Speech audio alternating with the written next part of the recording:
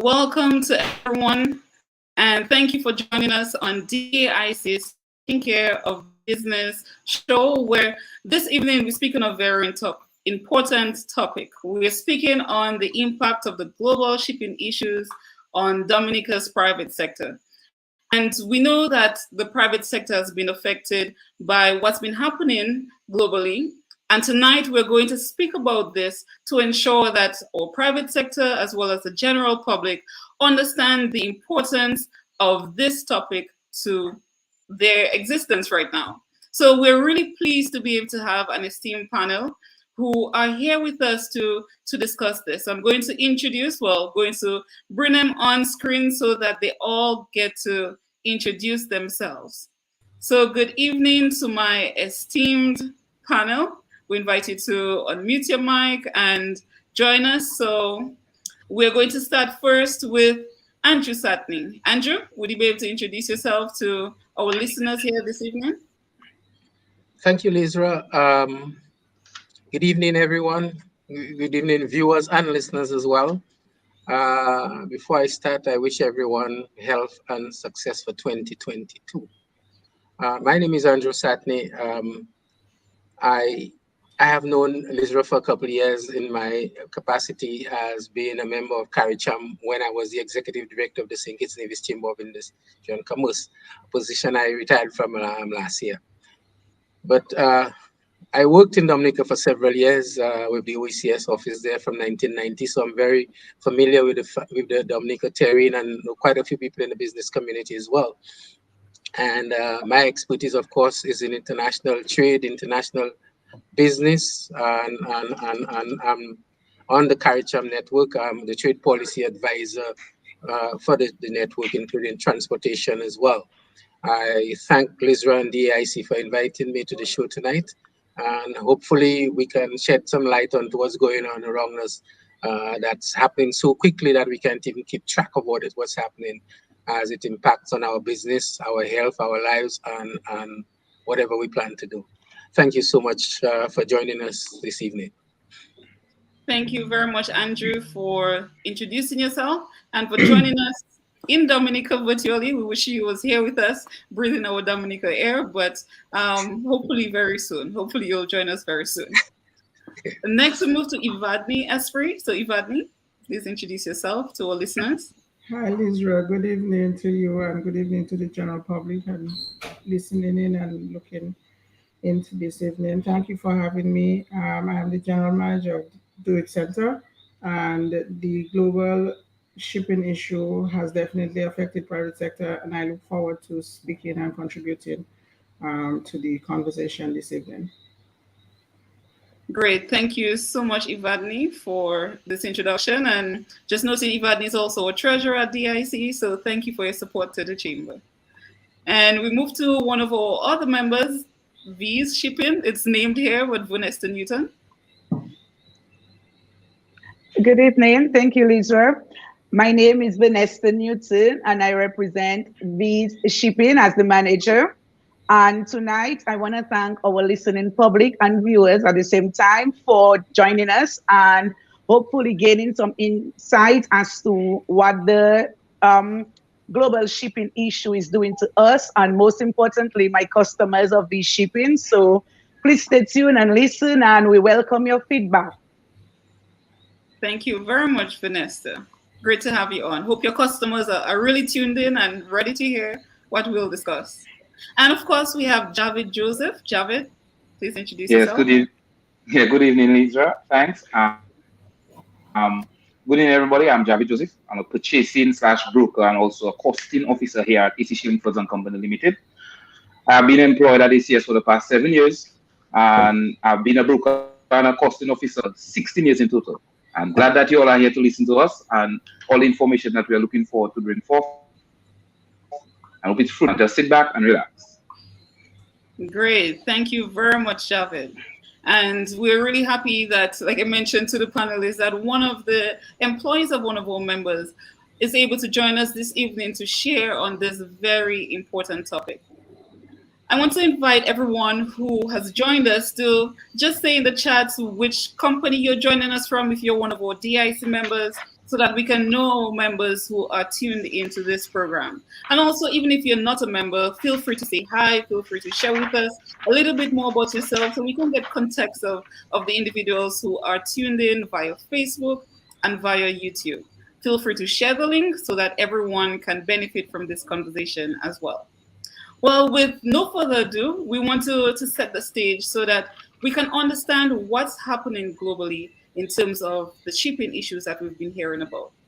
Some of you that's listening via Facebook and YouTube, if you want to share what you know about the topic, please feel free to put it in the chat. We can spotlight your comments at any time. So anything that you share that we would like to spotlight to everyone, please feel free to indicate. So we want to move to our international trade expert. We have invited Andrew to share some perspectives on what's happening globally in terms of shipping. Andrew, can you share with us some insight on this part of our discussion? Thank you, Lizra. Let me just, I'm telling you, I could not hear what Vees, your Vernesta was saying, nor could I see her. I don't know if there's a small technical issue. But thanks again, and I wish to really commend DAIC, you, Lizra, and for bringing forward this topic. It is real, it is relevant, and let me just say on the onset, having done some of the research I have done, it is not something that'll disappear overnight. What has happened, what has caused this, I think all the people in shipping and in the business community to some extent knows what's going on, whether you're selling groceries, whether you're selling construction material, clothes, or anything else that you import into the country, that you are being impacted. Now, we know how it started. The pandemic just is now about 2 years old. Some people say recent, I say it's ongoing, because every week you have a new variant and all kind of things like that. But the greatest thing about these changes is that countries has not shut down their borders. So the pandemic has affected every part of the value chain, from raw material to the consumer. So it is also testing the ability of the private sector and others to operate commercially, of course, because at the end of the day, it is having impact on their finances because maybe they cannot get stock into the country. And secondly, even if they can't get stock, they still have to remain open, still have to pay the utilities and so on. So it's impacting on their operational costs. And then, of course, COVID-19 has, for example, affected the system throughout. And I'd less like to identify some of the areas it has affected, and it's affecting everybody. Logistics disruption is one of the first one. And we hear about shipping and supply chain and this and that. It is because at the end of the day, when the COVID-19 thing started, the people were not sure on what was going on, especially in the logistics and transportation sector. So therefore, countries like North America, China, and everywhere else, the main production hub and the distribution hubs were severely affected because at the end of the day, they couldn't get, the transportation system was affected. For example, people who had COVID could not come out to work if you're in the shipping business. And ships were not allowed to enter certain ports if the crew had COVID. So, and then of course it also affected persons in the, and let's not even talk about sea transport. Air transport was severely affected. Luckily, in some countries, in the initial stages, I recall some countries had a challenge for their ports to operate. So, for example, they had to decide, should I open my port, my air and sea ports? I could bring to you guys the experience in St. Kitts and Nevis, where I worked at the Chamber of Commerce, and the first thing the authorities did was to bring together the private sector, the port management, ports management, customs department, health department, and so on. Say, let us work and see how we can keep our ports open. Because if our ports are open, the ships will come in to bring food, pharmaceuticals, and so on and so forth.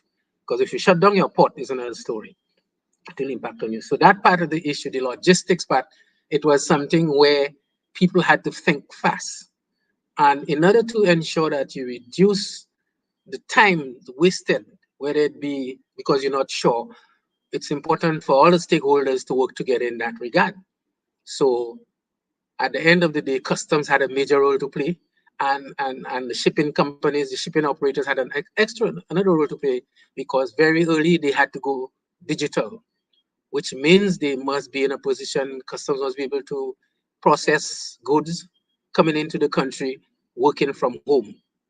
What they did in St. Kitts and Nevis, customs officers were encouraged to stay home to work, gave them the necessary wherewithal, whether it be computers and so on, to ensure goods were being processed, even if they're not there. They did the necessary risks assessment so that they facilitate the import and export of goods. Because otherwise, if you shut down the country, you could be so you have to be very flexible. The courier operators were allowed to operate and within the protocols, and everything continued. It shows, therefore, it's not only the shipping lines that have to work together, but also the customs operators, the port operators, because I look at the whole thing as logistics. Customs is logistics to me. Port operators, logistics to me is the movement of goods, movement of people, and so on. If the country is not flexible in that regard, the public service is not flexible, it's going to be a nightmare for the country. Some countries reacted positively and quickly, others held back a bit.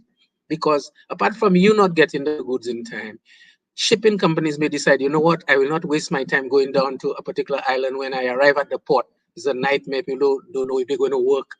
If my ship arrives late, they don't want to work late after 4 o'clock, this kind of thing. So this thing that's happening to us, the pandemic has shown at all levels we have to be flexible. The other point I wanted to raise is that production delays. For example, all of our countries, Dominica, of course, depend on inputs for the production, whether it be pesticide, fertilizers, seeds, and so on for the agricultural sector, inputs for the manufacturing sector, even if you're doing water and everything. So you were impacted because you have to bring in your raw material from overseas. Again, shipping, logistics. How can I get my goods in time so that my factory can operate without unnecessary delays? Because at the same time, you cannot drop your workers, because you cannot drop them because you don't have production and your business has to win. So it required logistics and quick thinking. Then we have a situation where we have the shipping companies, and a lot of the other countries relied extensively on third parties, maybe that shipping line in the logistic chain and so on, to go through a different part, or maybe the goods we're bringing in, if it's coming from Europe, it has to go through the United States and so on and so forth. Now we know what happened there. Going through ports in the United States and so on has been a nightmare. Also, in all that congestion and so on, the cost of shipping has increased. We heard cases where a container that would have moved from the United States to, let's say, the Bahamas for $1,500 US, or Dominica for $2,000, all of a sudden, that container, if it is available, goes for about 10K. Now, as I say that, shipping costs will not go down in a hurry, because again, there's increased demand for goods. And what compounded the situation further is that you have, when people were locked in the United States, they started doing a lot of online shopping, much more than the logistics, the shipping operators can handle, warehouses can operate. The second thing about it is, in some countries, you have a shortage of labor, whether it be the sailors situation, but more importantly, in some countries where you have to truck the containers to the ports or wherever for unloading into the vessels, they had a shortage. They still have a shortage of truck drivers. They are begging truckers to come to work, and they're paying everybody to try and get into the trucking business. Long ago, in fact, I had a cousin working in a hotel in Miami, and when he heard the prices they were paying truckers out of Orlando, he quit his job, went up to Orlando, trained for 2 months in truck driving, and he says he's happy. Where he works one day, and he works 1 week, and he has 2 weeks off. And added to that situation is that you have places like China now, because of their production capacity, and they have to send stuff all over the world. This shipping situation is a nightmare. What some companies have done in North America and so on, is they've had to purchase their own ships. Costco, Walmart, and them, because if they are waiting for the normal ships that would bring the goods for them from wherever it's coming from in Europe and so on, they would never get it. So they'd say to you, for example, things you would have ordered today and get it in 2 days' time, suddenly it's 2 months' time. And I have had a personal experience. I was buying a refrigerator the other day. I ordered it. When I ordered it, I looked at the delivery time. I'm seeing perhaps 2 months. Something you could have ordered just like that and it arrives and so on. Yeah, Even that's quite a challenge. Yes, it's quite a challenge because what happens is that people in the construction business told me as well, hey, if I am going to I cannot even give you an estimate on your house simply because whilst the steel and whatever else is on the sea coming across, the prices are going up. So they try and add an adjustment factor of maybe 15, 16, 17%, and it still may not work. The other quickly I wanted to say, they had a situation with technology investments, and all of you might have heard what has happened with regards to demand for chips and so on, and the production situation. That too impacted on the whole demand, demand, because you had companies who might want to build more ships, might do whatever they have to do. They impacted by the technology situation, and of course, we know today about commodity pricing. Because the prices change very quickly. Again, because wherever it's coming from, transportation is required. And if you go to the supermarket today and you see the price of a particular commodity might be about $10, maybe next week when the shipment comes, it might be about $12. So it means, therefore, people have to shop very wisely and so on. And quickly, of course, the labor force was severely impacted, as I said before, whether persons working in factories, people doing transportation and so on. So the ability for things to move quickly and smoothly was severely affected. So I want to just throw that here because, like I said at the beginning, do not look for lower prices in a hurry, because right now the market is the transportation and logistics company are the price makers. And because there's so much demand, and we saw the pictures on TV of all those ships line up off the coast of the United States and so on, they're in a position to tell you, listen, this is what I'm offering you or else. So our importers in the region now, therefore, has to see how they can manage the or else, try to see at the same time not to make the cost of living too high for people, for the nationals of the country. And I would hasten to add, you cannot blame them when the prices change so rapidly on the shelf, because invariably the cost of transportation and so on will be passed on to you. Anything you buy, you're going to pay for it. Efforts can be made to try and adjust it as much as possible, but we'll talk about it more later. Thank you for the time. Great. Thank you so much for sharing that context. Andrew, I think I see Javeed shaking his head as a broker. I'm seeing that he's agreeing with what you're saying. I want to turn to Javeed as a broker in Dominica. Based on your understanding of what has happened globally, anything else you'd want to add based on what Andrew shared with us this evening? Oh, you're muted. You're muted. So just to... Yeah, sorry. Well, what Andrew said actually hit the nail on the head. The thing is, because of it causes what we call a domino effect, right? So because of the demand for containers, it started off in China. Because of the high demand for containers, and China can export, but they're not getting back any empties in return, so they could ship out because the heightened freight, where more of the raw materials to produce goods coming out from China. So what it did, China now has high demand for goods. They ship out, containers are like leased out. You take a number, some containers are actually auctioned out to customers. So it heightened the freight. So as a broker, we see where a container was costing. For example, I did an entry last year, January, where the freight would have been like 4,000 from China. I did it January this year. The customer paid like 20,000 US for a container. They would pay 4,000. So that impacted the price of the customer's goods, because obviously if they paid 20,000 US, they have to make that money back. So the consumers also feel it, but you can't blame the business for their price increase. You understand where I'm coming from? So Andrew actually said it right. Great, thank you so much, Javeed, for sharing this perspective. I'm opening it up to Evadney or Vernesta. You want to share anything else from a different perspective so that our listeners can understand what's happening globally?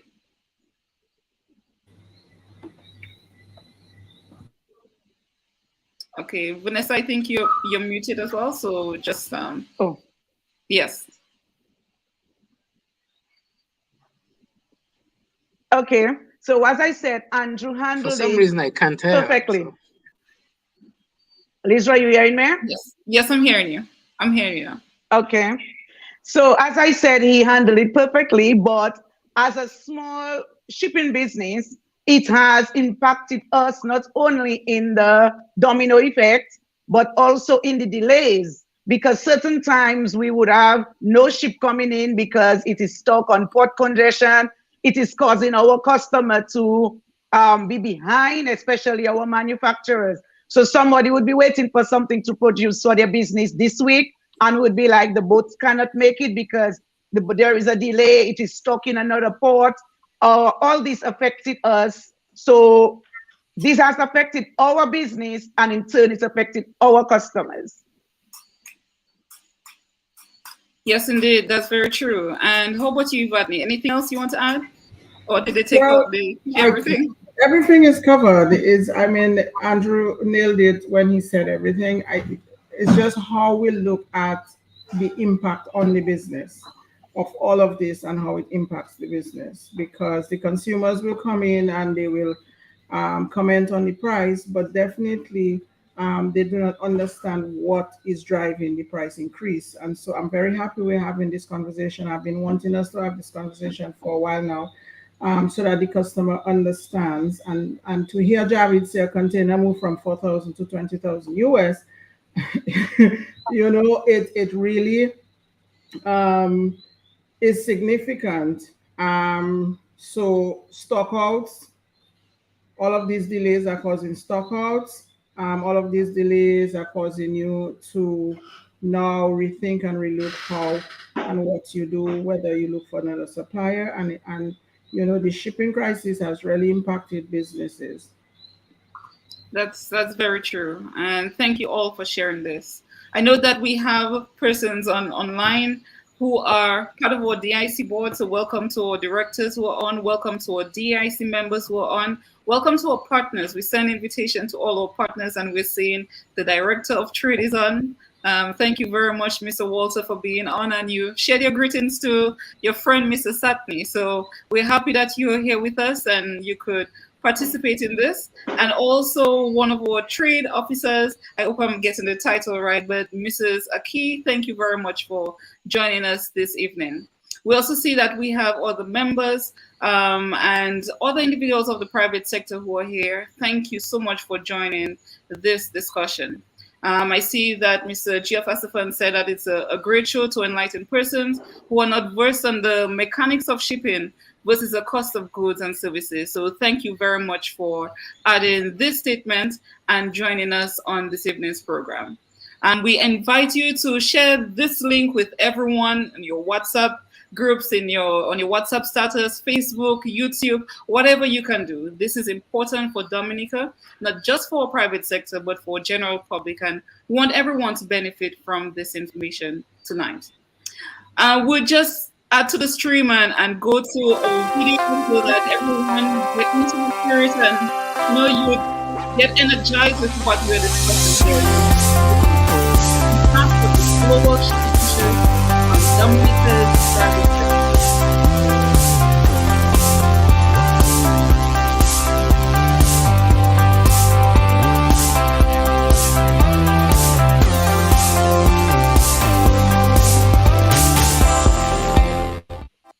Okay, great. So we're going back now to our panelists, and we know that this has affected not only businesses from the US and China, but it has affected our businesses here in Dominica.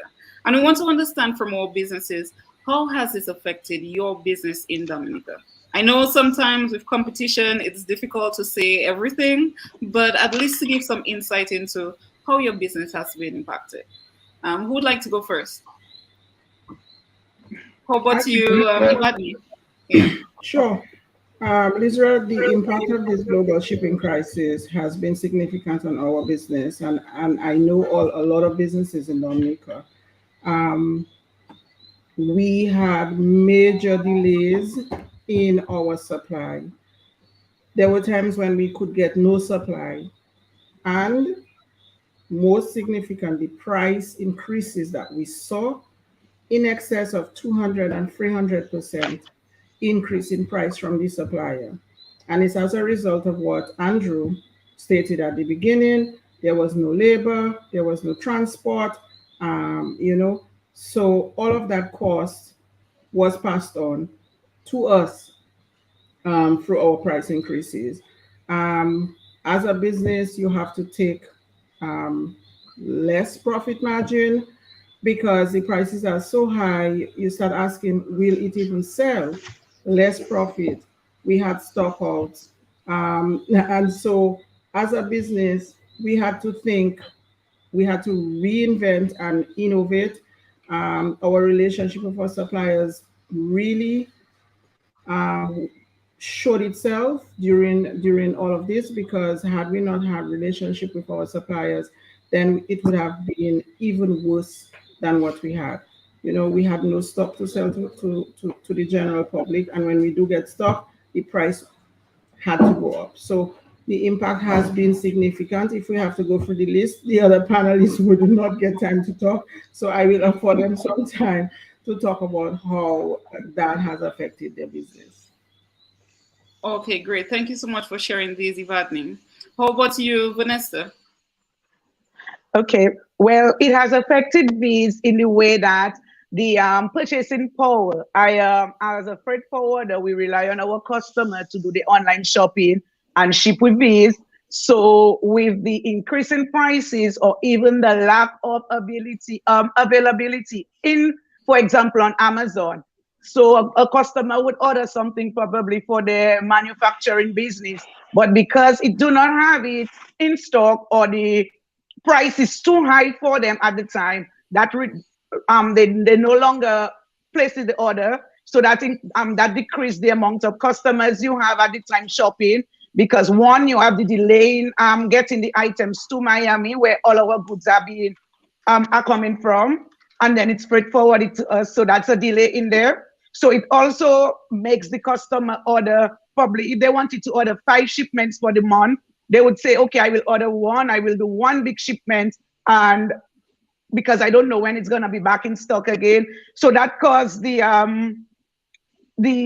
availability of us getting the customers and getting it to them in a timely manner, which is no fault of Vees, because we do not own the shipping line, but it still affected them, and then it affected us. So with the shipping line being delayed, my customers are being delayed, and in that way, it's like a domino effect, all because of the perfect storm we call COVID. Okay, great. Thank you so much for sharing this this insight, Vernesta. Seeing the impacts on your customers based on that domino effect and limiting your purchasing power as well as theirs. That's quite insightful. How about you, Javeed? How has it affected your business? I know you have a number me and of... Evadney is on the same page because... Go ahead. Yeah, yes. As I was saying, me and Evadney is on the same page.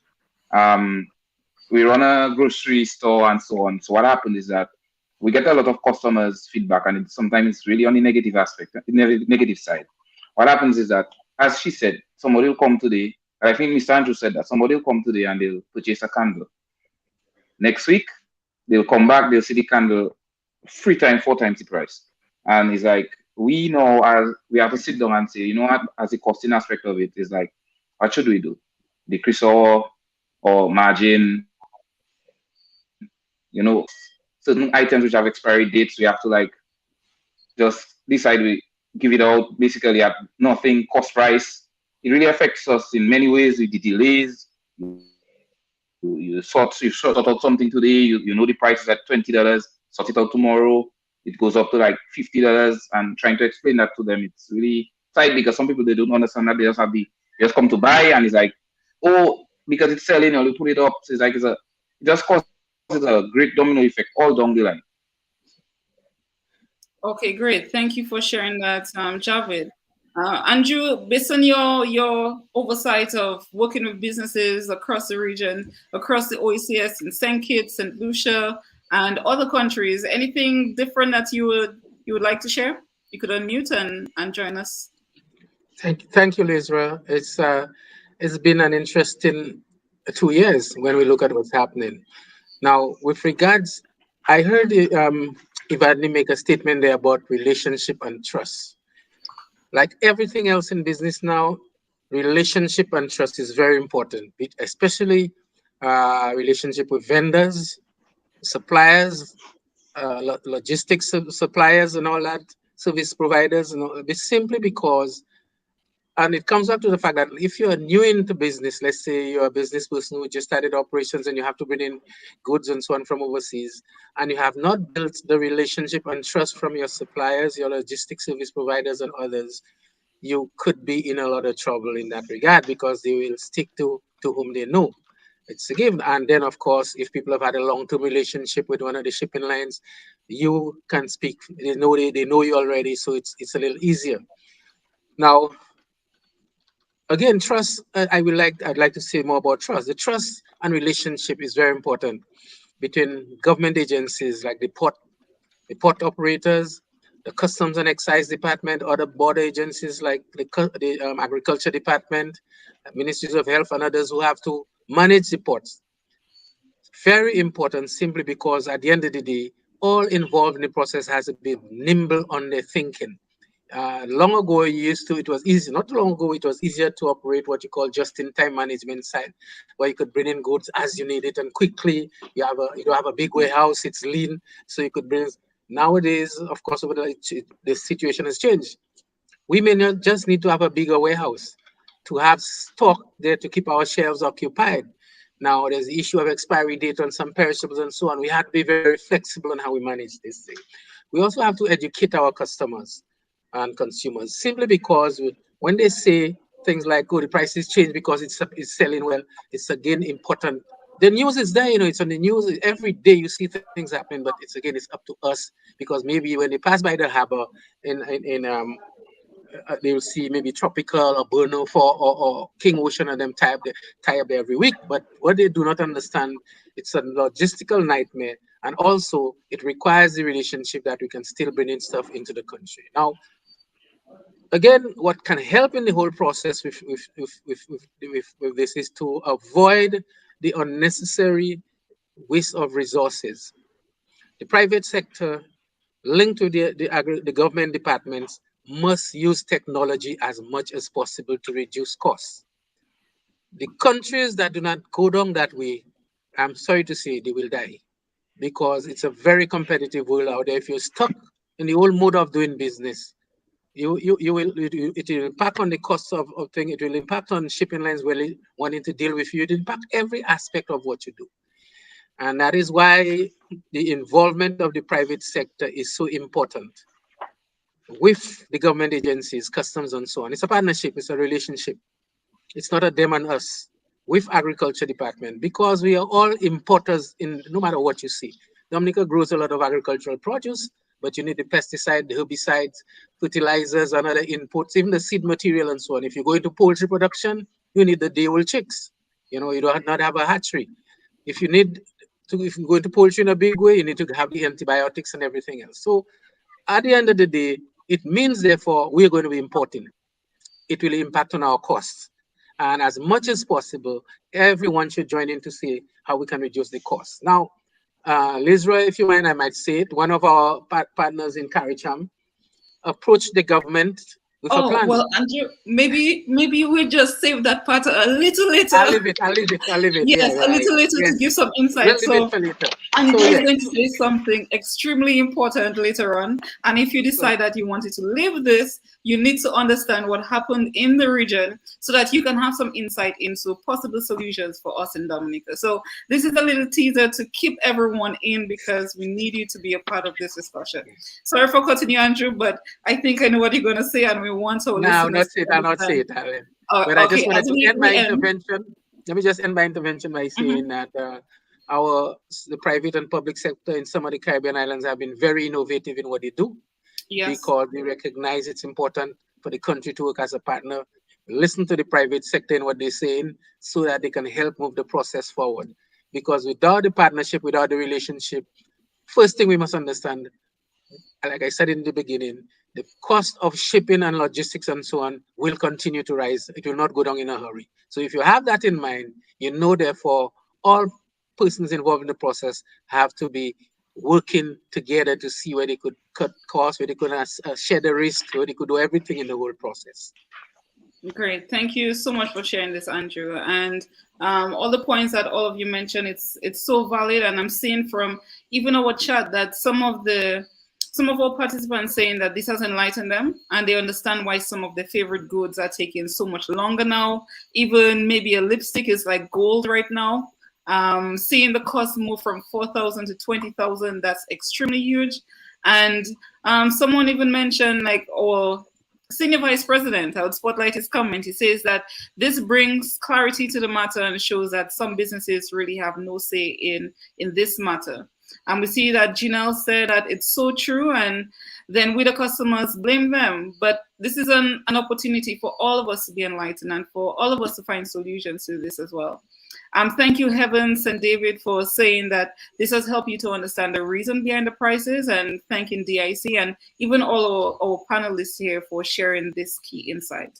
And just to note, Heaven Sent also said that communication is key and we should let the customers know. So it's very important for businesses as well to communicate the impact of that. I mean, beyond what we are doing here this evening, it's important to keep in touch, keep that relationship with the customers, to enlighten them on what's happening. So it's not just a price hike without some communication.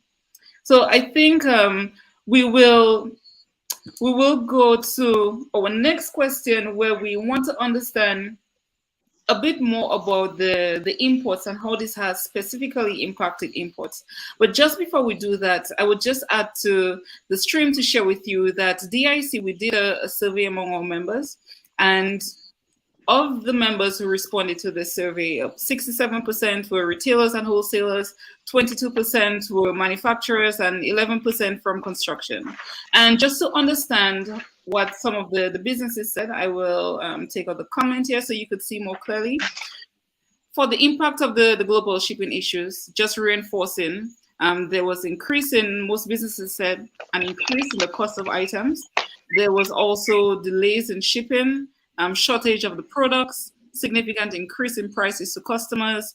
Some had to refrain from importing the goods. That's like about 45% of them. And very few said that they had a reduction in the demand for the product. So this really showed that the demand remained constant for most of the products, and the cost of most of the products have increased. So this has validated the feedback from all businesses in the DAIC on the impact of the global shipping issues on their business. So now we move to the shipping part of the shipping question to understand how has this impacted your imports more specifically. You know, you mentioned it to an extent, but we want you to share with us a bit more of the specific impact to your imports. I think, Javeed, seeing that you're in shipping and you're a broker, can you share with us how this has impacted your imports? Well, to be honest, yes, it did. Whereby, for example, we'd have like 4 containers a month, 4, 5, 6 containers a month. Because of the increase in freight, you cannot afford to bring in the same 4, 5 containers with the demand, which has decreased slightly here. So what we do is like, we'll order half of what we normally do. We'll try to bulk up the containers. So at least with a bulk in the container, meaning you increase your goods within the container, it spreads the freight a little bit more. So the goods might seem a little bit cheaper, not much, but we try different avenues in which it can help, but it will affect the cost no matter how we put it, because the freight keeps going up, and there's no way it looks like it will be going down soon. Okay, thank you for sharing that, Javeed. How about you, Vernesta? Okay, well, as Javeed said, the cost is not going down anytime soon. What we as a shipping company also realize is that prices even before COVID, prices has fluctuated with the shipping companies. So for example, during the certain times of the year, you have the peak season where the prices goes up and then it comes down and it goes and it rotates. Right now, it has been as a steady increase due to the price of the demand versus the supply versus demand. We have also the fuel cost, which the shipping line are passing on to us, which in turn we have to pass on to the customers. So when we tell the customer the price of our freight has to go up because of shipping, it's not just because of COVID. It has to do with the fuel that we remember. We need fuel to run the ships. It has to do with the fact that the demands you want for certain things is not readily available. So when we do get it, again, the price is different. So for example, if you were paying $10 on your shipping bill, when we get our shipping bill, we have to see peak season, we have to see your BL freight, all that has increased because the shipping line changed the freight, which is something that is free for all. So it's not like one shipping rate is different from that shipping rate. So you can jump ship and say you're doing this. All of them has their peak season. All of them has a rate that is affecting us, which in turn we have to turn to the customers to absorb that freight, because that's how right now it is. Okay, thanks for sharing that insight. Evadney, anything else you want to share on that? And you could even now move into the question of considering the cost, and not just how it has impacted your imports, but looking now at your cost as well. Sure, Lizra, thank you. How has it affected our imports? Logistics and procurement is not business as usual. Like I said previously, we had to be innovative in our procurement process. Our relationship with our suppliers was key, and it's still key, because now instead of bringing in a full container, we may have to consolidate shipments to get the goods here, a better mix of product, and see how best the value of that container is going to cushion the freight impact on the cost. And of course, that cost is so significant, it cannot be absorbed. It has to go into the cost of the product. So we're faced with increased costs from the supplier, increased costs from the freight. Of course, we'll pay more duties on that, and that has to be passed on to the customers. So the customer now feels the impact most. The customer gets the brunt of it, because no matter how much you try to, whether or not you consider getting a lower margin on it, the customer has to pay the higher price, because the price has moved significantly from where it was. Because the imports, we had to now either buy, we definitely must buy more, because you're not sure when your next order cycle comes in, whether you're going to get supply. The lead time has increased significantly, and so we have to now look at how we place those orders, how you strategize to bring them in based on the fact that you cannot get a container. You have rush fee, that's an increased cost to the customer. And so having to order more because you're not sure whether you're going to get the next order, then it also means that your cash flow is impacted. And so it's just a domino effect in terms of costs, and businesses in the private sector who doesn't have that capital structure will definitely suffer. And the customer, again, their salary has not changed. However, the costs continue to rise. And so the general public is feeling the brunt of all of these price increases. And there's just nothing we can do about it. I wish we could, but we can't. I just, again, think outside the box. There is no box when it comes to the procurement and logistics process. You have to look at it with a microscope, because any error you make in that decision is going to impact you even worse. That's very true, Evadney. I just want to spotlight a comment from Mr. Tong, who said that many companies who do freight forwarding have been absorbing the price increase by the shipping lines, but for how long? And he also mentioned that communication helps when you can use your technology stacks to communicate better and faster. Communication is key here. And from the survey that we did, I just want to spotlight one of the areas that we surveyed in terms of the change in cost of shipping 20 and 40 foot containers in 2019 versus 2021 from the US, UK, Europe, Asia, and the Caribbean. And this will give some insight and even validate what Javeed was saying, that a container moved from, the cost moved from 4,000 to 20,000. And here you could see from the USA, we could see that, so in blue, we would have 2019 for 20-foot containers. The red would be 2019 for 40-foot containers. So it shows the prices below. We also have 2021 for 20-foot containers, that's yellow, and 2021 for 40-foot containers in green. So we could see that in all the areas, we had an increase from 2019 to 2021 for 20-foot containers as well as 40-foot containers. We could see this significant increase, especially for the 20 and 40-foot containers from UK, Europe. I mean, for the US, there has been an increase, and it's not been as significant as the UK, Europe, and Asia, but there still has been an increase. We could also see the same for the Caribbean. But I want to spotlight for the items or the imports from the UK and Europe. We saw that it moved from 5,600 on average to 12,000, and for the 40-foot containers from 2,500 in some cases to 24,500.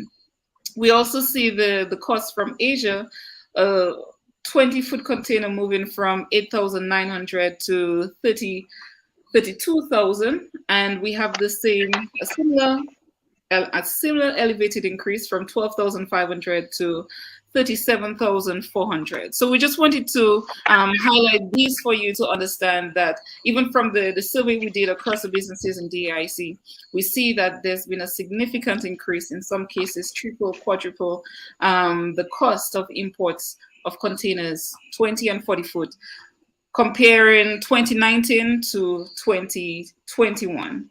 I also want to spotlight a comment I'm seeing here from Denison Mitchell, who is saying that a number of variables are affecting shipping costs. Port congestion, fuel cost, generally shipping lines are dealing with much higher costs to operate, and in some cases have gone up by 60% to the lines. He also indicated that trucking costs have also increased throughout the US, which affects the bottom line. And this validates the information that was shared before from our panelists. Just highlighting also Kira's comment that we also have to factor in, and she said good evening to all, and we have to factor in the global increase in price of the oil and barrels, as does the import of fuel surcharge or fuel service charge on all shipping carriers, air and ocean. So thank you so much all for engaging us and being part of our conversation here this evening. Now, Evadney touched on one of the areas that we are moving to next, which is what has the impact been to your customers? Evadney mentioned that salary hasn't changed and the cost is changing.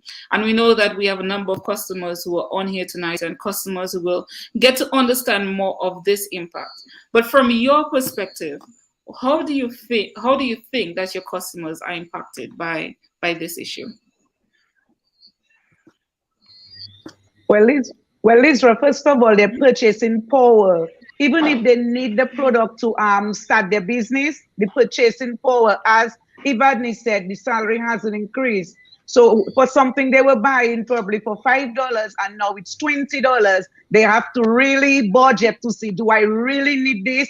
Can I do without it? Will it affect my business? Will it affect the outcome of what I'm producing? All this is being taken in effect. So it's affecting them in the way that their purchasing power is halted because of the increase in pricing, the delays, and also the congestion that's happening on the ports. Thank you for sharing that, Vernesta. How about you, Javeed? How have your customers been affected? Oh, well, as I said earlier, it's the same. It's like they cannot really purchase the quantity. Like, for example, before you shop for $100 and you feel you'll get this, your mackerel or this or that. Right now, you go to the same 100, you can maybe buy the mackerel and something else. You can't buy normal quantity of goods because you're not making more money, dispensable income, I would say, to just spend lavishly. Right now, you have to be careful how you spend, and you're not getting, you as the businessman now, you're not getting the sales and the profits you once was getting before. So it kind of trickle down everything. Okay, thank you for sharing that. And you want to understand your insight. I mean, you live in St. Kitts right now, and you're also connected. You've traveled throughout the pandemic, and want to understand how have you seen customers been affected in other areas? Thank you, Lizra. Just before I answer that question, I want to ask Javeed a question. With regards to the goods before it reaches on the shelf, can you factor in, tell us all the costs involved? Because I know duty is collected on Okay, cost all right, insurance, freight, and as no problem. the Well, freight goes up, and then in some countries you have VAT and everything else. Yep. Just give us the different okay, portions I'll of the explain cost, to you. please.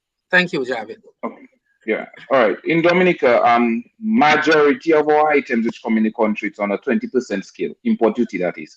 Now, our breakdown is as follows. We have the import duty, we have the custom service charge, we have the environmental surcharge, and we have the compounded VAT, which is my belief or main concern here. Now, when items leaves the shelf in America, when we the broker doing our breakdown, we have to use what we call the cost insurance and freight. Every price to take out that goods from the shelf in America to get it down to Dominica, every external cost that you pay, we have to then utilize it in the entry. For example, let's just say a chair, which is like 20% import duty. After you input the cost, insurance, freight, and you do the normal breakdown, it works out to like 46.08%. So you're actually paying almost half of the price of the chair just to collect from customs. Not that. You have to take into consideration your overhead, your markups, basically. Your handling charges, your port charges, all charges, your trucking, everything to get it to your shelf. Then you put your markups. So that's how you arrive at a retail price.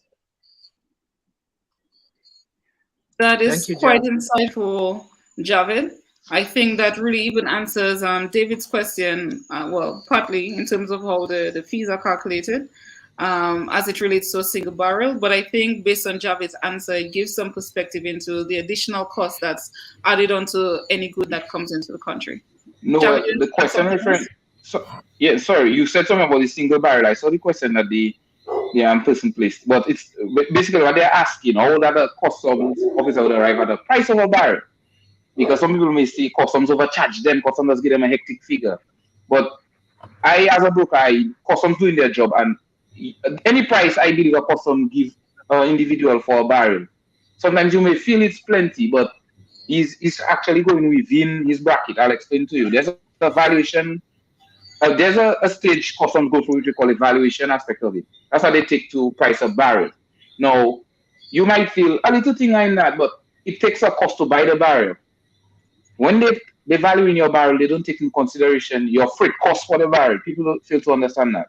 So they might just give you a figure of 200, 300, 400. The goods in the barrel sometimes are worth much more than that. No, you don't play in $400. They value it at 400. You're only going to pay like 46% of that 400. So that's how customs really arrive at a price. They don't use discretion, I would say. They just value it as how they see it fit. They still give you a much lower cost than what you'll actually pay. I'm not defending them, by the way. I'm just telling you how it is. Okay, can I proceed? Yes, for now sure. Now that Javeed has put this into perspective, because we must understand that the freight costs, as it continues to rise, it adds everything up. And then, of course, like you said, in some countries you have environmental levy, you still have the customs service charge, and all these things add up before it gets the consumer. And of course, the business person have to have a little commission on it in order to remain in business. Now, with respect to what's going on in some countries, we've seen some adjustments made. Some countries, for example, I remember a case in St. Kitts, for example, during December and January, the government allows everybody at least $450, I think, exempt from duty on whatever they buy, personal effects and so on. So that helped people over the last 2 months to bring in stuff. And as you know, some countries import quite a lot. Now, again, when you look at all the different situations that exist, efforts must, because there's need for cooperation and people to speak. And Javeed, I know you made that point that you're not thinking for customs. The customs are guided by the rules of trade. So overcharging people, they could be challenged or whatever. So I'm sure they try to remain within the common external tariff that is prescribed for what they do. Now, some countries, what they've done, I don't know if you want me to talk about it now, Lizra, but we've had a member. We'll get to that one just a little later.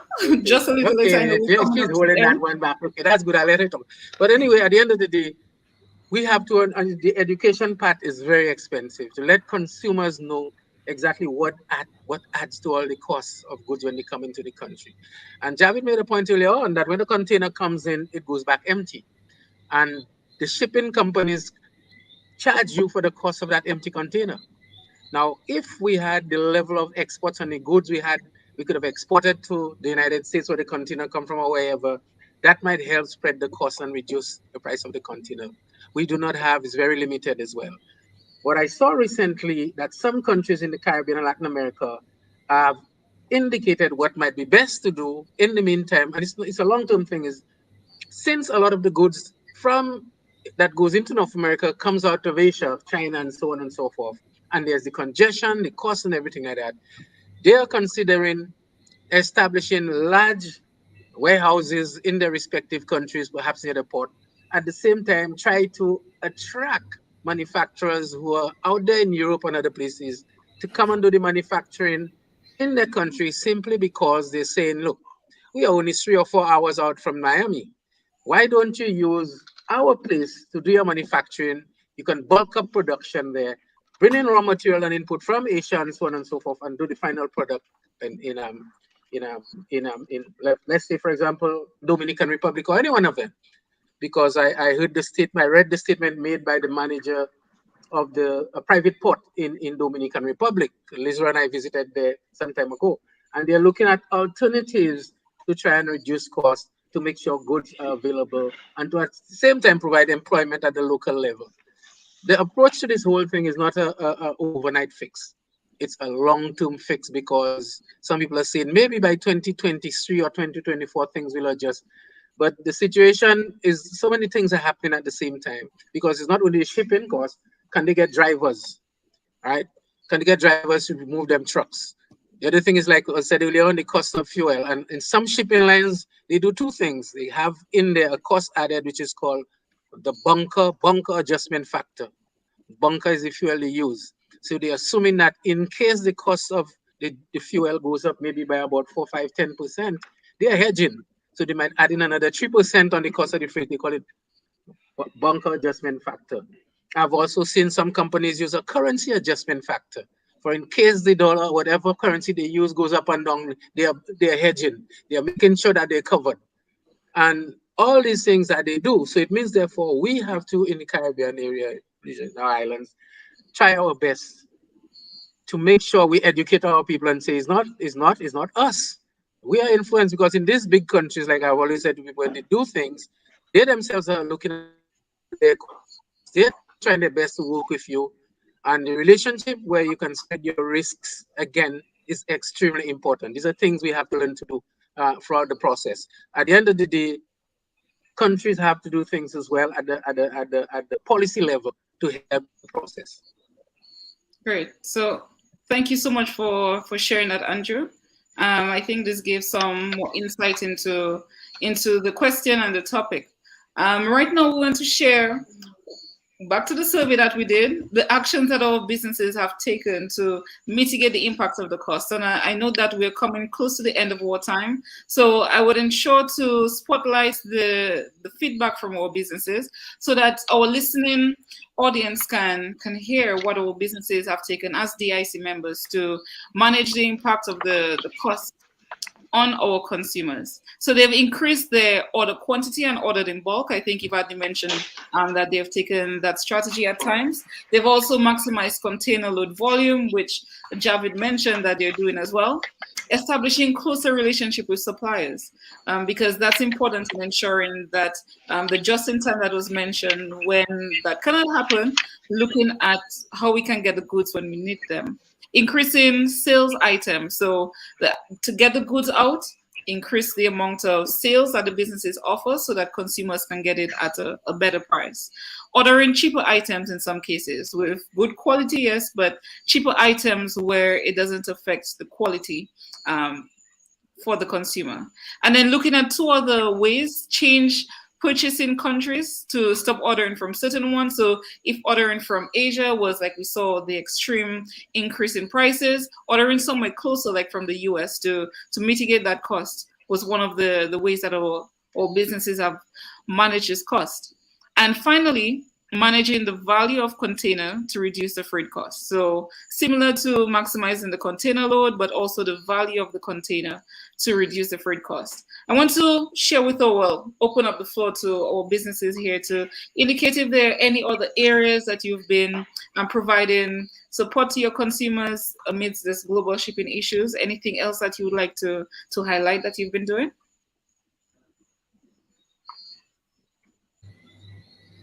Well, Lizra, in my case, we're a construction hardware company, and so we have relationship with contractors because we are up to date with what's happening, and they may not because they're trying to focus on closing their projects. Our relationship with our customers, we take seriously, and so we engage our contractors more specifically to establish or certain assess their contract needs, their project needs, so that we can support them to procure before we get a price increase, or to ensure that we order so that they can get it within the timelines of their projects.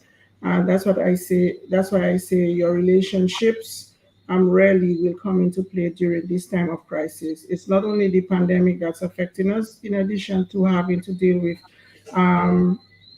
decreased labor, low efficiency and productivity because of isolation, quarantine, etc. People out on sick leave due to COVID. All of that is affecting the business, and so we leverage the relationship we have with our suppliers so that we can maintain business, be able to supply, and we also leverage the relationship we have with our customers to make sure that we can serve them in a timely manner so that their projects are not, going to shut down, and their projects would not be able to by all of what is happening. So that's really what we've been doing. That's a really great point, Evadney. I know that our time is coming to an end. We did promise you would end at 8, and I know the topic is just so interesting that we want to make sure that we share. I'm sure we can go beyond it. What? I'm sure we can go beyond it. Yes, we don't have the airtime, but we really don't want to keep the listeners too long in case they have other things to do, but share the important information for improved decision making by all. I also note that our senior vice president asked a question, and I started so that we could share it at this time, and it's similar to the next question that we have. So is there anything the private sector can do to mitigate the increased cost? And we also want to understand the solutions that you would recommend for mitigating the cost. And I know Andrew have a very spicy answer for us for this one, what we've been pulling out on a little bit longer, but we'll have Andrew come in to round up that session and ask Javeed or Vernesta, is there anything the private sector can do to mitigate the increased cost? Well, for example, I spoke with some of the manufacturers who uses Vees shipping. And what I suggested in a way to cut costs, because although they have tax break in the manufacturing materials, but they still have to pay the full duty in the raw material, which is what they use more to do their products. I was speaking to a few of them, and what I suggested to them is if the organization, which is the manufacturers organization, could pull together to order in bulk. So that's where they have they will be able to get it locally when it's ready, because hey, the organization bought it in bulk. So if we need maybe some olive oil, we can probably get it at a reduced price, because in buying it in bulk, you get it at a cheaper price than buying it at a small liter. So that was some of the suggestions that I brought up to my customers who are being affected by the cost increase. Thank you very much for sharing that, Vernesta. How about you, Javeed? Well, my answer might stop a little bigger, but I think the Minister of Trade is watching. Sometimes we give the private sector a little pressure. I think we are doing a lot, trust me, reducing margins, absorbing costs, and we try our best. The private sector is doing a lot. However, I feel that Ministry of Trade should intervene somewhere down the line. I'll explain. One, for example, I think we were safeguarding previous bellow where stuff like apples, which we don't make in Dominica, duty on apples like 40% import duty. Basically, duties on healthy products are expensive. I think we were safeguarding what we call BELO before. I don't think we have that anymore. So Ministry of Trade should look at the duties on certain goods which are selling and reduce the duties on it. And that can assist the private sector in reducing their cost. Because private sector can't do anything much, cannot do much more. Is they working, some of them working at I won't say a high profit, they're working at minimum, like hand to mouth. And that's not good for business. You understand? That's one thing I know Ministry of Trade can look into to assist. And there's also what I have a problem with personally is a compounded VAT. You cannot pay. That's something I always have a talk with them. The VAT is something the major businesses can claim, but me, the consumer, cannot claim. However, I still pay. Cannot claim that. Right. Now, the VAT is, when I told you about the breakdown earlier, we have the import duty, the customs service charge. Now, the VAT is 15% on all the charges plus the CIF. That's compounded. And to me, that's another increase. So that is something the private sector, again, can look into that can help reduce the cost from the private sector. Okay, Mr. Hillier, I think that should answer your question. Okay, thank you very much, Javeed, for your response. I just want to highlight before you come in, just to highlight Kira's comment that she would encourage shippers to ensure that they have insurance on their shipments and inquire of the sales rep the options that are available for insurance on the container and shipment. Ms. Aki said that the impacts of the global shipping issues have really affected consumers because, rightly said, there are quite a number of foreign brands on our shelf, and this has changed the customer's taste. Evadney, Natasha was giving you a thumbs up for you and your team and how you continue to support consumers in ensuring that their projects do not experience delays. And yes, Kira just spotlighting this sort of point that says Javeed makes a good point, perhaps a good time for GOCD to review precious budget suggestions from DAIC with regard to adjustments and IMO on specific items. So thank you, Kira, for this point. And Andrew, would invite you to share your perspective, and I think you have a very insightful recommendation of what to place in one of our sister countries in CARICOM. So thank you everyone for waiting until this moment so that Andrew can share some of this perspective. Oh, you muted? So just you muted? He's muted. Sorry, I was just saying Lizra gave me that responsibility. I don't know why she does that to me, but we're talking about what can be done. What is very important is that for the private sector to be able to engage, whether it be the Ministry of Trade or other policymakers, with regards to adjustments that can be made to kind of reduce on the costs that the goods finally reach the consumer. We see in some countries, when it comes to manufacturing, in some countries, there's no duty on the import of raw materials. That would certainly help reduce, and there's no VAT as well. So it kind of helps the manufacturing operators to bring in their goods at a time when when they can really make an impact on their own production processes and reduce costs. We see in some countries, for example, adjustments are made to the duties that are charged on goods. When I say adjustment, downward adjustment, and that can be done because I'll tell you something. The COVID-19 is a disaster. It's just like how we treat a hurricane.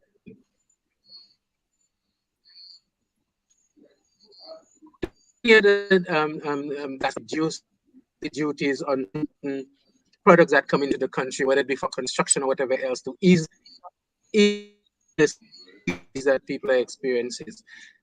They can do that. It's you look at the customs costs and so on and things, and they can reduce it. It's a temporary measure.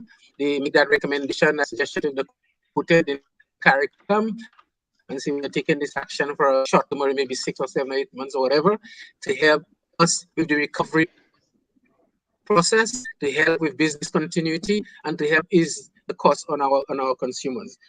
What we saw recently, one of our members in Karicham said to the government, listen, cost of freight has been going up for the past almost 2 years because of the pandemic. Let us look at an option where we will charge, we're asking government to charge duty on, we should ask government to charge duty not on the price of the freight as the goods arrive now. They're saying, let us use the pre-pandemic freight charges and work the duty of that. So the cost insurance freight, the freight part will be pre-pandemic. That's what government is charging on. The freight suppliers are going to be paid, but government is saying, okay, and they agreed with the chamber, the private sector, and say, well, listen, we can work this together. And the chamber came forward and said, listen, if we do that, imports will increase because we have more volume.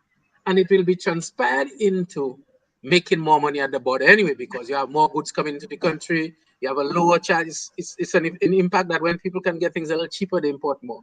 And this, again, is a temporary action they say they'll take, and the government agreed with them. So I just want to put these two scenarios on the ground. Government's going to, but it requires strong lobbying with by the private sector, the chambers of commerce.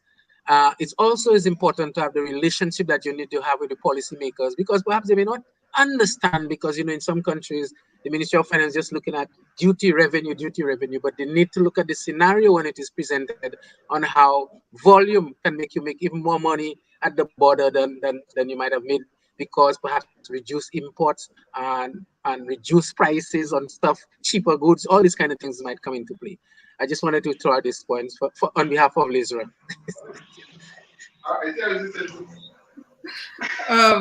Thank you very much, Andrew, for sharing this and putting it back on me, because this is definitely one of the areas that we are looking at as a chamber. And we hope to be able to implement some solutions to support our businesses.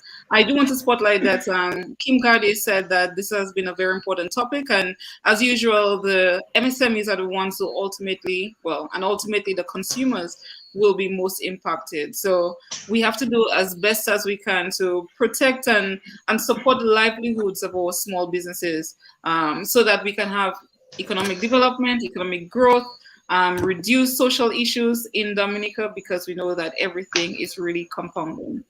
I'm curious, a question, how will this be calculated? Maybe Andrew, would you want to answer this question? Do you know how it can be calculated based on the recommendation you made from Guyana? If not, then we could always go back on the back end and try and figure it out so that we can make a proper recommendation that all members can also benefit from as well. I see you call the country's name, but that's okay. In my discussion with the Chamber of Commerce in Guyana, they're willing to work with us, other chambers of commerce, to see how it can do the maths and put it into a form that could be palatable to the policymakers and all that. So we have, that's a beauty of Karicham, is that we can lean on the resources of other members from Bahamas all the way down to Suriname when we have certain issues to deal with. And Guyana's Chamber of Commerce is prepared to work with other chambers of commerce in the network to present the case in a manner that they could help us do the maths, look at everything, and how we can bring it forward. Again, these actions are not actions to waste time on. It is very important that we do it as soon as possible, because, as I said earlier in my introduction, reduction of shipping costs is not going to come in a hurry, because, as we know, we are not in charge of that. We don't, as the Jamaicans will say, we don't run things. This is influenced by the shipping companies and other factors that we have no control over, basically, in that regard. But we have control over certain things we can do to help improve our situation as much as possible. Thank you. Great. Thank you very much, Andrew, for sharing this. And just to note that it's often asked, if the business community benefits from this, how will we ensure to pass on the savings to our consumers? Would any of our businesses want to indicate to us what sort of ideas you have, or how would you pass on savings to your consumers should you benefit from an incentive that will help to reduce your import, reduce the cost of importing? Definitely. Definitely, and when I speak about leveraging our suppliers, anytime we get a favorable price from our supplier, it is passed on to our consumer, and we have pricing review every time we receive a shipment. We have pricing review when consumers come and make complaints or comments to us about our price, we look at it. Sometimes we can, sometimes we can't. But definitely any favorable movement we have in the price of our products, it is passed on to the customer. And it's not even us doing it, it's the system that will calculate it automatically. Once it goes through our system, it will calculate it and the savings will be passed on to our customer. And I look forward to the day when we can actually pass on savings to our customers, because I mean, we're in the construction industry and I could build a house for $300,000 10 years ago. I can't now, because the price has moved so much. And so we definitely look forward to the day when we can pass on savings to our customers once we get those savings. Great. Thank you so much for sharing, Evadney. And how about you, Javeed? Well, not much to add. I agree with what Evadney say. I really don't have anything much more to add on that. But what she says is making a great point. So I'll also agree with Evadney at that point. Okay, great. And Vernesta, anything you want to add on savings that you could pass on to your consumers should you benefit from any initiative? Well, obviously, right. The incentive would be obviously a reduction in the shipping cost. So if we therefore by some miracle we decide the shipping line decide, okay, we'll eliminate some of the costs, whatever we get from the shipping company, we pass it down on to our customers. Also time management, because also time is money. So your package is on the port. We don't want to keep it too long, because keeping it too long will also delay in your production. So by time management, you also reduce the port charges, because after a certain period it's left on the port, there are extra port charges. So all these would make up for your reduction in your cost, because if something is $5 and the port charge is another $2, that is $7 our customers would be paying. So if we clear in a timely manner and we ensure the customer get the good as soon as the ship is on stock, that also reduces their cost significantly. Okay, great. Thank you very much. And Andrew, any insight you have on how companies can pass on this savings to consumers, especially as you work in trade? You're muted. Sorry. Of course, the companies themselves have indicated how that they will definitely pass on the cost, because again, some of the companies have their own method of calculating the price of the good when it arrives, when it is placed on the shelf. And I am sure if, the private sector, I must say, is genuine in what they do. They are concerned about not only about making money, but the consumers of their goods, because if the consumers are not happy, it can impact on their own operations and their sales and so on. And I am sure they would be quite happy to say, well, okay, if they're selling steel, maybe the price of steel goes down by $5 per length, 5% on length, or maybe if it's food products, they can make an adjustment on the price just to encourage customers to shop. I think these actions they can take, but like they've said, if they can do it, they will do it. But as it is, with the high costs of goods that they bring into the country, it's a bit of a challenge right now to even cut a little more on the cost of the goods that they supply to customers. Great. Thank you so much for sharing your insight on this. And we note from our chats that we see our executive director from the St. Kitts Chamber, Kevin Hope, has joined us. So thank you, Kevin, for joining us. We have CARICHAM tuned in, our different chambers. So the insights shared from Dominica could be useful for the other countries within the CARICHAM network. So thank you very much for tuning in. And also to everyone else who thought that this was very valuable, thank you very much for your feedback. We just want to give the opportunity for final words from our panelists to share with us anything that they want on the topic very briefly, so that we get to round up the conversation. So we'll start first with Evadney. I see you smiling, so we'll go first with you. Then we go Javeed, then Andrew and Vernesta. So Evadney, Javeed, Andrew, Vernesta. Thank you, Lizra. Thank you.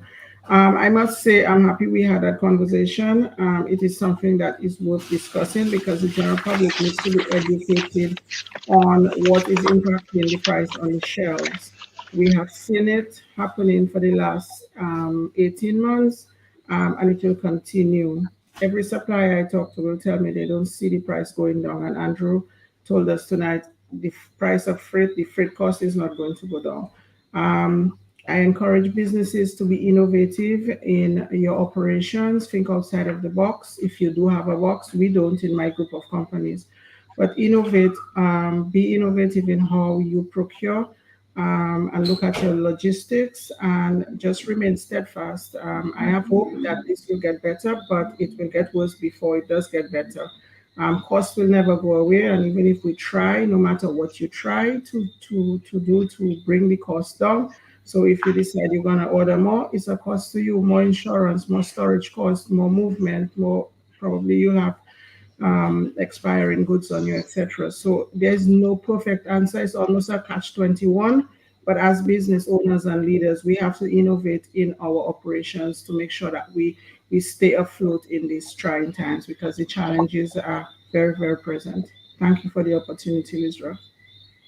You're most welcome, Evadney, and thank you for sharing. Javeed? Yeah, well, Lizra, I'd like to just say I'm happy with this initiative.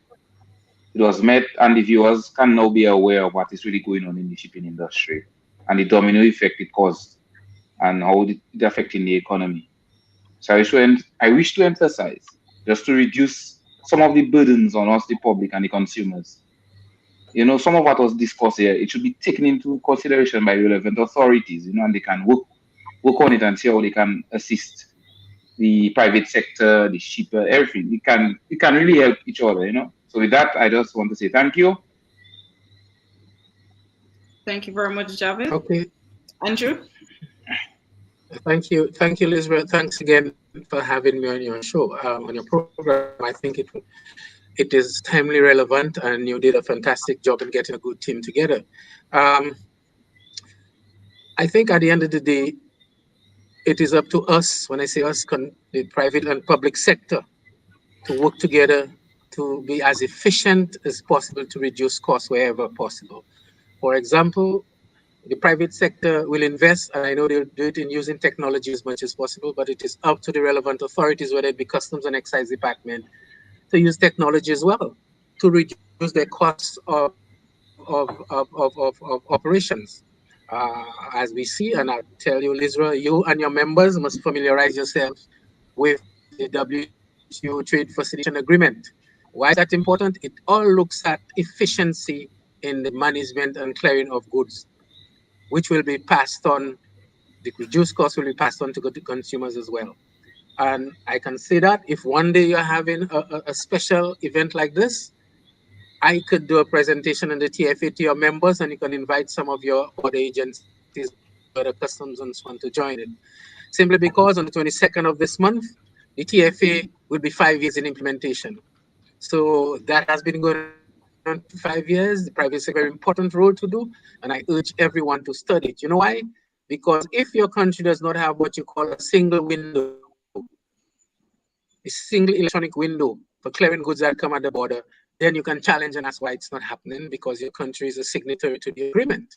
Similarly, if they're not using another efficient facility, which is called authorized operators, which is very important for ensuring again reduced costs, e-payments, all these facilities are there that can be used by the authorities to ensure efficiency in the operation. Again, that reduce costs. Technology is important, it's relevant, and so on, and also as much as possible to reduce the, I'll say that, I might get in trouble, but to reduce the cost of clearing goods, for example, reducing things like reading the cost of, for example, you must work, say it, overtime. Customers must work overtime. That cost is passed on to the importer, consumer, and everything else. I know countries in the CARICHAM network where overtime is not a way of life. They clear all goods between 8 and 4. And they use authorized operators. They use post audit clearance. They use all the different tools that is in the TFA, the Trade Facilitation Agreement, to make the operations more efficient. So it's up to us, again, private sector and so on, to study what tools there are that can be used to advise our policymakers, because if we cannot advise them, they may just continue business as usual and will complain, and it will have the undesired effect of putting us out of business, making the cost of living a little high for everyone, and so on and so forth. Working together, like I said, partnerships, relationships, private, public sector is one of the best way to find a solution to this challenge we are having with supply chain management taking place in the region. Thank you. Great. Thank you very much, Andrew, for your final comments. And Vernesta? Well, thank you, first of all, Lizra, and to the DAIC by extension for giving me this opportunity to present here this evening. What I want to share to my customers as we go on forward is the proper planning, strategic spending, the innovative ways to get your items into the country, see if we can get it at a cheaper place, at maybe within the Caribbean, and see how working together maybe with another local business in the ordering. So maybe if you cannot order something by yourself, but you could partner with somebody who does the similar business with you to see if the shipping costs and the raw materials, for example, could be brought down at a reduced rate. But I also want to thank the other panelists for the insight in the shipping issues that I certainly will learn from and continue to learn from to assist my business. So thank you for that. And thanks again, Lizra, for the opportunity. You're most welcome, Vernesta, and we're really delighted that we had such an esteemed panel supporting us in providing this valuable information on the impacts of the global shipping issues on Dominica's private sector. Thank you, Andrew, for visiting us from St. Kitts and St. Lucia. You're original, but thank you for visiting us in Dominica and accepting our invitation to share your valuable insights. Thanks to our members. We have Vernesta Newton, Javeed Joseph, and Evadney, our own treasurer on the DAIC board, for even supporting us from the working group committee and bringing this out to execute it. We really do appreciate your support in making this possible. Thanks to our members and also our partners. We have the Director of Trade who was on, and his staff, his team members. We thank you for sharing your questions, your comments, and everyone else who engaged in this topic. Just before you leave, we want to share with you that we have a few items that's coming up. We have our disaster risk reduction workshop that's happening next week, Tuesday and Thursday, as just like how we see the importance of this topic. Disaster risk reduction is very key, business continuity, to help our businesses to continue to be able to import to meet the needs of our consumers.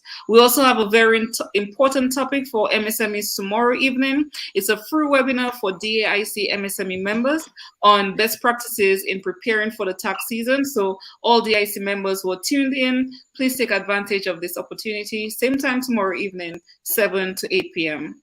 And of course, we come back to this main page where we thank everyone again. Stay tuned because we have very interesting and insightful topics coming up on our DAIC Taking Care of Business show. Remember to share the link of this and help someone to learn more about the impact. And thank you again to everyone. Have a blessed night. Thank you. Good night. Thanks, Lizra. Good night. Good night. Thank you. Good night, everyone. Stay well. You're most welcome.